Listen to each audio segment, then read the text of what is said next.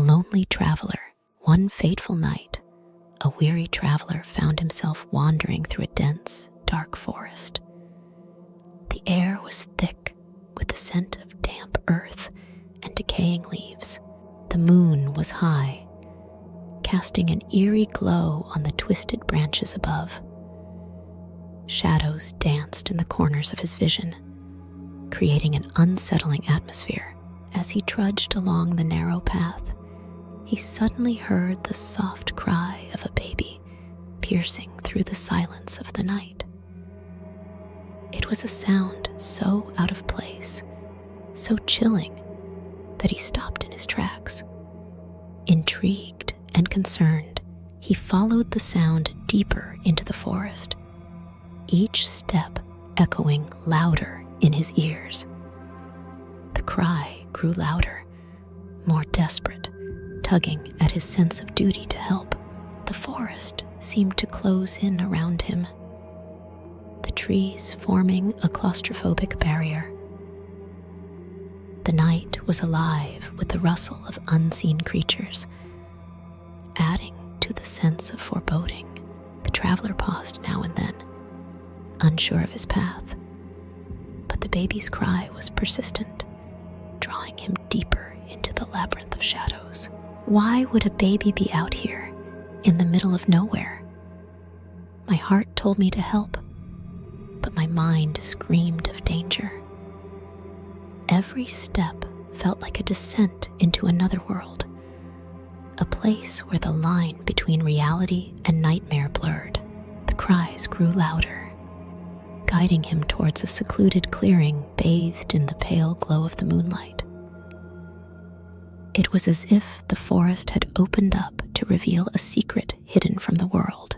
There, standing under the pale moonlight, he saw a beautiful woman with long, flowing black hair and a white dress that seemed to shimmer in the dim light.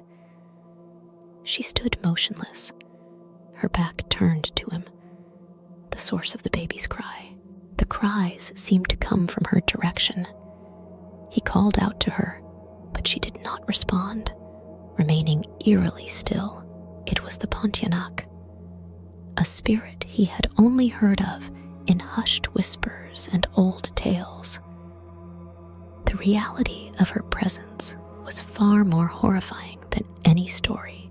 His heart pounded, and his breath caught in his throat as he realized the horror before him. He had heard the tales, but never believed them until now. His legs felt like lead, rooted to the spot by sheer terror. The tales of the Pontianak, whispered around campfires and told to scare children, suddenly became all too real. My skin crawled as her hollow eyes met mine. I wanted to run, but my body was frozen in fear. This couldn't be happening. The night seemed to grow darker, the shadows deeper, as the Pontianak's presence enveloped the clearing. Her eyes, devoid of life, seemed to bore into his soul. Memories of warnings from elders flashed through his mind, but it was too late. He was face to face with the embodiment of those ancient fears. Frozen in fear, the traveler could feel the air grow colder, the temperature dropping rapidly, as if the very presence of the Pontianak sucked the warmth from the world. The Pontianak let out a chilling scream, a sound that seemed to pierce his very soul, sending shivers down his spine. It was a cry of anguish and fury, echoing through the forest. Desperately, he turned and ran as fast as he could, the cries of the Pontianak echoing behind him. His heart raced, each beat a painful reminder of his terror. He didn't stop until he reached the safety of a nearby village, his heart pounding and his mind racing with fear. He collapsed at the edge of the village, gasping for breath, his body shaking uncontrollably. Branches tore at his clothes, and roots threatened to trip him as he sprinted through the forest.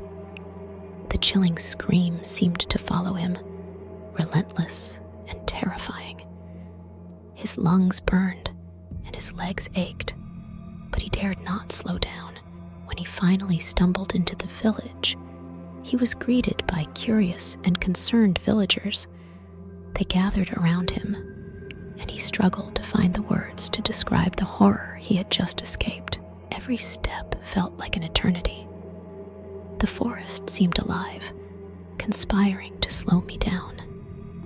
The scream echoed in my ears, pushing me to run faster than I ever thought possible.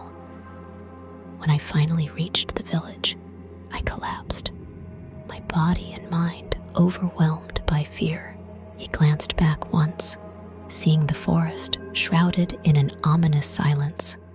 The Pontianak no longer in sight, but her presence still felt. The villagers, though skeptical, listened intently, their expressions shifting from doubt to fear as the traveler recounted his ordeal. To this day, the traveler recounts his horrifying encounter with the Pontianak, warning others never to follow the cry of a baby in the dead of night. His story has become a part of the village's lore, a cautionary tale told to children and travelers alike. His tale serves as a chilling reminder of the supernatural dangers that lurk in the shadows of Malay folklore.